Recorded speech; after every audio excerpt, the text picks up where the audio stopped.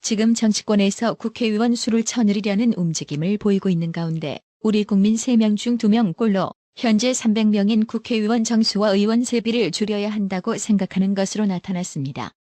국회의원 정수 축소에 공감도가 과반이라는 그동안의 여론조사 추이가 한층 높은 강도로 재확인된 셈인데요. 스트레이트 뉴스 의뢰로 조원 CNI가 지난 25일에서 27일 전국 성인 최종 2,000명을 설문해 29일 공표한 주례 여론조사 결과를 보면 국회의원 정수 확대, 세비 축소 여부에 관해 의원 수와 세비를 모두 줄여야 한다는 응답이 66.6%로 그야말로 압도적이었습니다. 몇 주 동안 하락 양상을 보이던 윤석열 대통령의 국정 지지율이 소폭 오르면서 43.1%를 기록했습니다. 데일리안이 여론조사 전문기관 여론조사공정주식회사에 의뢰해 지난 27일에서 28일 이틀간 전국 만 18세 이상 남녀 1,000명을 대상으로 조사한 결과 윤 대통령의 국정 수행에 대한 긍정평가는 43.1%, 부정평가는 55.4%로 각각 집계됐습니다. 3월 13일에서 14일 직전 조사 대비 긍정평가는 3.2%포인트 상승했고 부정평가는 1.8%포인트 하락했습니다. 서요한 여론조사공정 대표는 지난 16일 한일 정상회담 이후 시간이 지나면서 한일 관계 이슈가 수그러든 데다 북한의 연이은 미사일 도발 상황 가운데 윤 대통령이 지난 24일 서해 수호의 날 기념식에서 서해 수호 용사 55명의 이름을 일일이 부르는 롤콜을 한 게 국민들의 감성을 자극하면서 지지율 회복에 기여한 것으로 보인다고 설명했습니다. 윤석열 대통령은 지난 28일 통일부는 앞으로 북한 퍼주기를 중단하고 핵개발을 추진하는 상황에서는 단돈 1원도 줄 수 없다는 것을 확실히 하라고 지시했습니다. 윤 대통령은 이날 오전 용산 대통령실에서 주재한 국무회의에서 권영세 통일부 장관에게서 북한 인권 보고서 발간 관련 보고를 받고 이같이 지시했다고 이도운 대통령실 대변인이 전했습니다.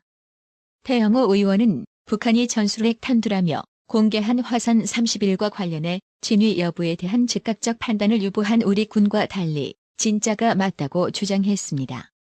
영국 런던 주재 북한 대사관 공사였다가 탈북한 북한 엘리트 계층 출신인 태영호 의원은 29일 KBS 라디오 최경영의 최강시사에서 지난 28일 북한 노동신문이 김정은이 핵탄두를 둘러보고 있는 모습을 소개한 배경에 대해 김정은이 이렇게 다량 생산해서 내가 실전 배치까지 했다는 걸 보여주고 싶어하는 것 같다고 분석했습니다.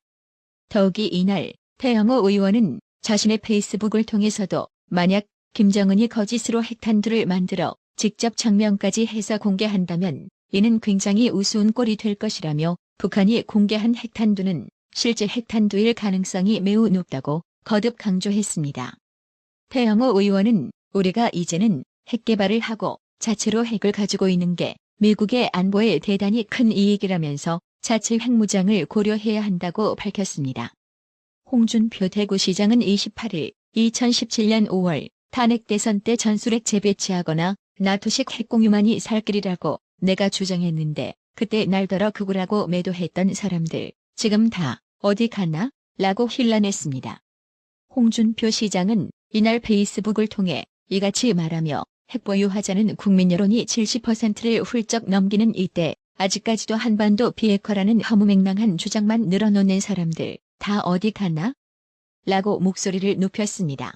그러면서 한치 앞도 보지 못하고 몽상에 젖어 국가 안보를 위태롭게 한 주범은 양산에서 여유로운 노후를 보내고 있는데 5천만 국민들은 북핵 공포에 떨고 있는 지금의 상황을 만든 책임은 누구에게 물어야 할까? 라며 문재인을 직격하기도 했습니다. 홍준표 시장은 국가안보는 1%의 가능성에도 대비했어야 하는데 남북평화 타령만 하면서 국민을 기만하고 친북 행각만 일삼던 세력들이 아직도 나를 극우라고 매도할 수 있을까? 라고 반문한 뒤 세상은 참 유지경이라고 덧붙였습니다. 성추행 혐의를 받고 극단적 선택을 한 박원순 전 서울시장의 묘소를 유가족들이 모란공원 민주열사묘역으로 이장하려 해 논란이 일고 있습니다. 박원순 전 시장의 배우자 강란희 씨는 최근 지인들에게 시장님 3주기를 앞두고 시장님 묘역을 이장하게 됐다. 4월 1일 오후 3시 남양주 모란공원 민주열사묘역에 온다는 메시지를 보냈습니다. 그러면서 시장님께서도 뜻을 모아 한 시대를 함께 고민했던 많은 동지들이 계신 곳이어서 좋아하실 거다. 시간 되면 모란공원에서 뵙겠다며 지인들에게 참석을 희망했는데요. 참 어처구니 없지요?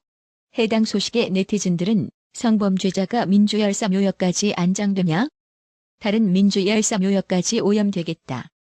성범죄자의 성지로 바뀌었네라고 비꼬며 평소에 피해자의 관점이 매우 중요하다고 그렇게 강조하고 다니셨는데 그게 부메랑이 되어서 본인에게 돌아올 줄 누가 알았을까?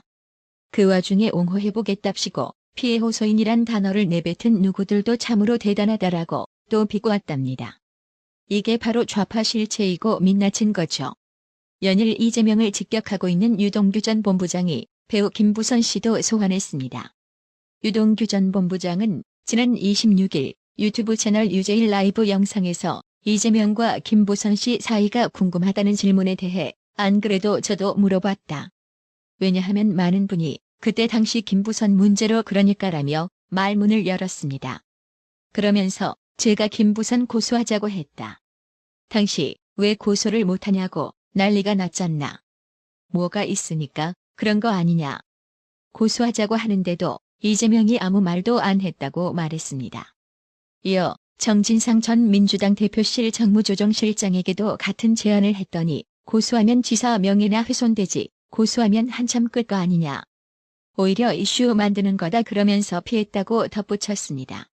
유동규 전 본부장은 아니 선거 때마다 나오는데 그래서 내가 솔직하게 뭔 일 있어요? 물어봤다. 이재명한테 직접 물어봤다며 저도 알아야 방어를 하니까. 솔직하게 뭔 일 있는 건 아니잖아요? 아니라고 말씀해 주세요라고 했다고 밝혔습니다. 이어 그랬더니 이재명이 만나가지고 집에 바래다 준 적은 있다. 남자가 뭐 그렇게 호기심은 느낀 적 있지 이 정도 답했다라면서 더 구체적인 말은 솔직히 저도 들어본 적이 없다. 김부선 씨 자택이 있는 옥수동엔 차로 가셨다더라라고 주장했습니다. 나라의 TV는 구독료 후원으로만 운영 유지되고 있으니 구독자님들의 따뜻한 정성이 필요합니다. 항상 뉴스 전달 방식에 노력하는 나라의 TV가 되겠습니다. 구독 그리고 알람 설정, 뉴스 영상 내용이 좋았다면 좋아요를 클릭해주세요.